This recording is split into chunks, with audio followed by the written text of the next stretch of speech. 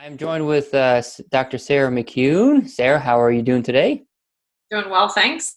How Yeah, are you, Nick? pretty good. It is April 9th, Thursday, 2020, and we are kind of in the thickest, almost probably before the peak of the curve, I imagine. So tell us a little bit about yourself, what projects you have going on, and PHHP. So let's see. So I am faculty in environmental global health, and I most of my work is based overseas. So I do a lot of collaborative interdisciplinary research looking Mm-hmm. at complex systems drivers of health outcomes in highly vulnerable populations, mostly in Sub-Saharan Africa, also a little bit in South Asia. Mm-hmm. Most of my research has focused on food security and nutritional security of children under 5 in the Right. past, I would say, 5 years. Mm-hmm. So I'm part of a team of 8 to 10 core faculty that are funded through the Livestock Systems Innovation Lab, which is a Feed the Gotcha. Future USAID funded project. Mm-hmm. And I'm one of 2 sort of human health people on that team. My colleague, Dr. Ari Havalar, and I lead a project in Ethiopia that's funded by the Gates Foundation that's part of that. But Okay. he's the other human health person. He really does food safety, and I do the health and nutrition piece. Gotcha. But Okay. lots of my work right now is focused in that vein. So the lab is a massive team of people, 46 funded projects globally, Wow. in I think 8 countries now. But within that, and because of that, I am also working on a number of other projects, 2 of which I just wrapped up in that I led in Burkina Faso, looking at egg consumption. So Oh, behavior wow. change projects to try and Mm-hmm. catalyze egg consumption in little kids under 2. And then the 2 projects in Ethiopia that we have are looking at environmental enteric dysfunction and trying to understand the relationship potentially between Campylobacter exposure Mm-hmm. and gut health of kids as a driver of nutrition or malnutrition. I see. So lots in that vein. But as you can imagine, all of Right. that has been ground to a halt. So it is, That was my follow-up question. So where is everything now? Like when did things halt? What's kind of the current status? What are you working on now? Again, it's April 9th, and what do you kind of yeah. foresee as the light at the end of the tunnel here with your research? Yeah, it was a long intro to a sad, abrupt halt, right? Right. All of that's on ice right now because Mm-hmm. obviously a lot of the contribution that I make to those projects is survey research, so Mm-hmm. face-to-face interviews with stakeholders in these rural Oh, wow. communities. So our ability to go out, whether it's me or whether it's a proxy for me, usually local teams. We work a lot with graduate students in country.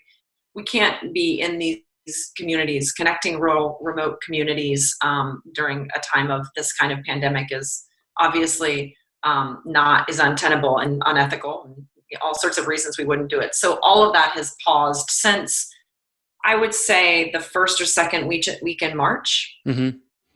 And so it's been a process of working with donors to get everything uh, done that we can get done, Right. understand the expectations, and begin shifting scenario planning Mm-hmm. for what does this mean. Um, in the meantime, there are a number of local initiatives to COVID-19 that I'm working on, some with the department Mm-hmm. and some with the county health department, but trying to do what I can as a social scientist and someone who understands public health practice and the interface with clinical medicine and epidemiology. So right Right. now, most of my time in the past week has been spent working with my colleagues, Dr. Tony Morelli, Dr. Sure. Eric Nelson, to try and put together a child cohort Mm-hmm. within Dr. John Lednicki and Glenn Morris's broader Sure. COVID-19 study. Right. Yeah, I know in my background in training and applied behavior analysis, the ethics of behavior change and being sensitive to culture and values is incredibly important. So this just kind of makes me think of, so you have research, which is already a hard enough barrier to get into communities. So like what kind of issues related to ethics and cultural sensitivity regarding a larger pandemic, have you maybe had to address or, come to terms with? So my mind goes in 2 directions when you ask that question. I mean, the most obvious question, the one that is nearest and dearest to my heart, is in those rural communities in Sub-Saharan Africa, and really Mm-hmm. thinking about what is our obligation to those people, right? The ethics of doing research right now, obviously do no harm. I mean, we can't be connecting these rural villages. Culturally, it's absolutely impossible to socially distance yourself. Right. You are living in a rural Ethiopian community where, I mean, the fabric of society is connectedness. Social distancing in this country, it's kind of a laugh because we sort of do it anyway. The way we live is socially distant compared to the villages and communities I work in. Yeah. I had an MDP, so my appointment is split, and I work a lot with the Sustainable Development Program, run through the Center for African Studies and Latin American Studies. And so I had an MDP student defend her master's thesis last week, and she was talking about in Tanzania, where is this a UF student or? Yeah, a UF student. Okay. UF student who did her field practicum in Tanzania, and she's looking at educational programs there. And one of the major findings was around, I'm going to mess the word up. I don't speak Kiswahili, but it's a Kiswahili word for connectedness and togetherness. And that in her research, one of the major findings for the school that she was working for in interviewing and querying parents is they really wanted to uphold this sense of connectedness at the school, that they wanted to take what was really important to them, a value that they held dear within the community, and see it in the school. And I found myself thinking, wow, here we have in spades the tension of what COVID-19 is up against, because so many places in the world, the definition of who you are is as part of a collective, part of a family, part of a village, part of a community. And so trying to figure out how to ethically help people protect themselves from a pandemic that's coming when it goes completely counter to what is culturally normative and defines identity in those places. So I think that's the real challenge. Right. So do you think, that transition back to your research, it doesn't sound like, if we have groups of cultures and communities, tribes even that are socially distant or required quarantine, not everybody's going to come back online and is ready to, start right away. So that I imagine that's going to be a factor into, how quick you can return to your research. Yeah, I guess what I'm really saying is I don't see how they can socially distance. That's not really something it's going to be interesting. I think case containment is probably a better approach, trying to keep the virus out of rural areas is the best shot we have, because people share water points. You have 300 people who collect their water from the same tap. How are you going to tell people, it's just, so in terms of my re-engaging in the research now. And there's likely not a clean sink and dish soap, right? Or hand soap to wash your hands right away. Much of what our colleagues are doing right now to prepare is distributing soap. Distributing soap to people who just don't have soap. Right. Forget it. There's no sink in many of these places. It's just a tap or a jerry can. But just trying to get water to get soap to people. But the idea of re-engaging this research is on the back burner for me, candidly, because right now my energy is so much more focused on helping them prepare, helping them do whatever they can, and leveraging their connectedness to us as UF researchers. So much of the really cool, cutting edge ideas and innovations that are coming out of UF right now, be it the ventilators or the use of existing materials for face masks and getting those patterns and design elements out to people. We're just sharing that as fast as we can to our networks across Sub-Saharan Africa. So re-engaging our research, we're doing everything we can so that if we get a green light to go back, we're ready. We haven't lost time, because some of it is seasonality. It's dependent upon babies that were born 2 months before, so we've got to move that with the start line. We want to be ready to go as soon as we can, but we're being realistic about where that start line is going to fall. Right. And earlier, I like how you just started with, we want to do no harm, but also you want to prepare the communities for whatever's needed, and then then we talk about pretty much Western world research and to best improve their their health conditions and everything. And I think it's interesting that you're kind of facing a battle of, particularly with your research, is that if you're working with a demographic of poorly poor nutrition, you know, with kids and infants, and then you just right there, you beat me to it. You have premature births because of all these environmental pressures happening all at once. It's you want to get in there right away to do research to create innovative ways to provide better nutrition to all community members, but at the same time, we can't go in because you could develop a delayed, you know, infectious disease that then could contaminate the larger population. Yeah, and I think the other thing is we just don't know what this is going to look like in sub-Saharan Africa. Mm-hmm. There are all sorts of things that are, I mean, the self-evident piece is that the health infrastructure is non-existent or very, very weak in most places. There's some exceptions to that. But the more nuanced pieces are the age structure is really young. So that works in their favor based on what we've seen out of Wuhan and out of Europe, less so in the US. But then there are issues like more recently, there have been questions about whether standard use of BCG, which is a tuberculosis vaccine, whether that's adding some protection for people. Well, BCG is widely used in many places. Right. And then like very complicated things like HIV. What is having a population with a 30% HIV prevalence rate? What does that mean? They're already immunocompromised, right? Same thing with malnutrition. If the standard of the population is that people are functionally malnourished, what does that mean about their immune function and immune response? So you've got dynamics working in favor of and against these populations in just completely different ways than anywhere where we've seen the pandemic really take a foothold. And so the countries that you've been working in now are Ethiopia, you said Burkina Faso, any other countries? Senegal. Senegal, okay. And Nepal. Those are the 4 that I'm actively in right now. We have projects in other countries, but I'm less on the ground. So Nepal, Nepal, Senegal, Ethiopia, and Burkina Faso. Yeah, how have those countries been as far as matching kind of the proactive social distancing, you know, guidelines that Europe and the United States have started? Yeah, no, it's hugely different. I mean, I would say among those 4 countries, Senegal is probably the most developed and the most out in front of the virus. I remember I was there in January into February, right as the epidemic was beginning in China. And I was talking to folks and then happened to be in Senegal reading the New York Times, and the Times article at that moment said, you know, right now there are only 2 countries in Africa that could test for this, and it was South Africa and Senegal. Well, what China did, they may have done a lot wrong, but one of the things they did right was they gave the world some time. And in that 2 months during the pandemic, during the beginning of the epidemic in China, testing got up and running in almost all African countries, which is amazing. Oh, wow. Amazing.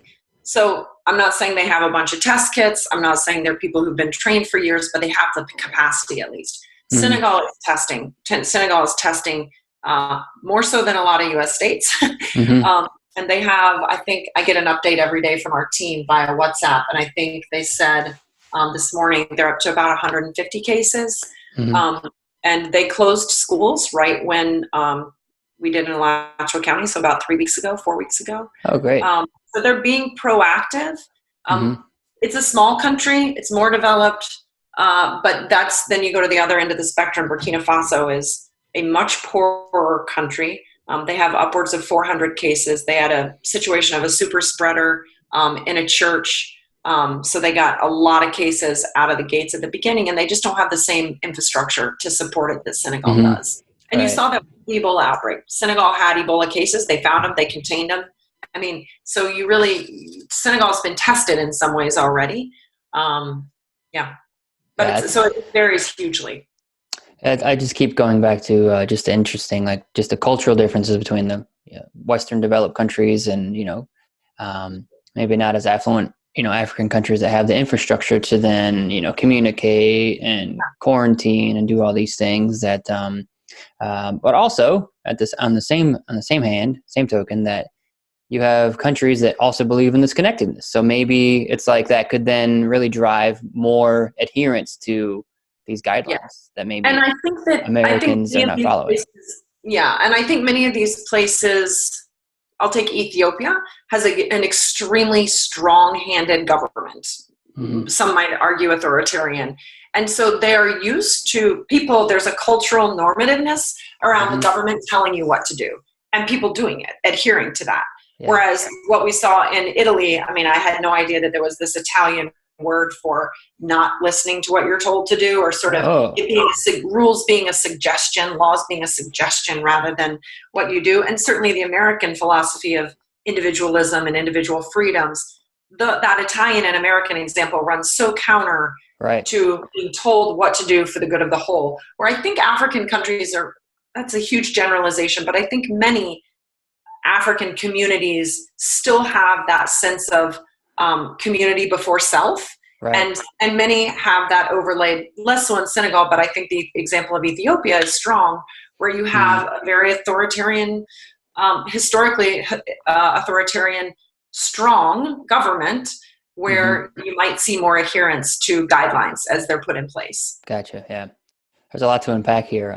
So as this pandemic has happened, has there been any new kind of thoughts or research ideas that kind of comes to mind that makes you want to maybe pivot or shift, future research agendas? Yeah, it's a good question. I mean, I find myself working with, as I said, colleagues here in Gainesville, looking at trying to contribute to the research that we're doing here to understand asymptomatic cases, to understand the serology and, the immune response that people get. And I think unpacking what's happening in kids is really important to that.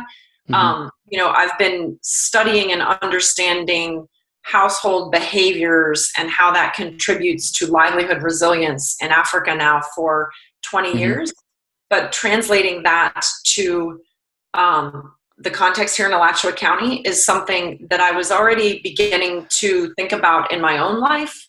As I mentioned to you offline, I've got 3 kids who are, moving to an age where I think they, somebody told me once they need you a lot when they're little. Grade school's like the sweet spot, and then they need you a lot again in middle school and high school. And I find myself thinking, it would be great if I could couple some of the international work with work that was contributing locally. And so I had thought about that and had been engaging with some of the communities here in Gainesville around food security and looking at food security and nutrition. But I think this does present as an opportunity to really unpack some of that behavior, the behavior change elements that you and I have talked about, and at a population level, understand how behavior change can shift disease patterns. I mean, it's the fundamentals of epidemiology. So that's exciting to me. And and for me, it's a great opportunity to begin collaborating directly with some of the folks in our department, an opportunity I haven't had yet. So, I think those are, the world's going to be changing again over the rest of the spring and summer. So it's hard telling how, our research agendas may shift again. Just to kind of close on this last question, Sarah, is there anything that, just in the context of all your expertise and, research and training, is there anything that you want to share or give, tips or advice on, as it relates to, COVID-19? No, not anything people don't know. I think for me, it's not a tip, but I would say a reflection is echoing colleagues that we were discussing yesterday. Like, it's amazing to see what people are doing and the sheltering in place and the adherence to guidelines, which is so important. And we're seeing the impact on the cases every day. So I hope people interpret that as empowering and motivating rather than, phew, we made it and we're done, because it's got to be sustained. But I think for me, the other piece is the whole narrative right now around this being a great pause. We move so quickly in society today that there's a real silver lining that I get to, be in the house with my kids and I get to see them in a different kind of way. And just reconnect with our own backyard, putting in gardens, putting in, just slowing down a little bit. I have a hard time articulating what I'm doing is slowing down. It's a little bit more intense than normal. But there is especially for me as someone who travels internationally a lot, there's a very strong focus on the very near geographic, the things that are very near to us geographically, your neighborhood, your own backyard. And I think that's healthy for all of us. Yeah, I couldn't agree more. It's been a nice, I think I like to kind of use the phrase like a cultural reset to really kind of think of, what is it that's most important to us, as we have time to, spend more, time in backyards, our home, everything like that. I think it really kind of Getting to puts know your neighbors, right. Yeah. Put things in perspective, know your neighbors. Exactly. Yeah. Yeah, exactly. So, All righty, Sarah. We'll end on that. Thanks again. And, enjoy your absolutely. week and we'll catch up soon. Good talking to you.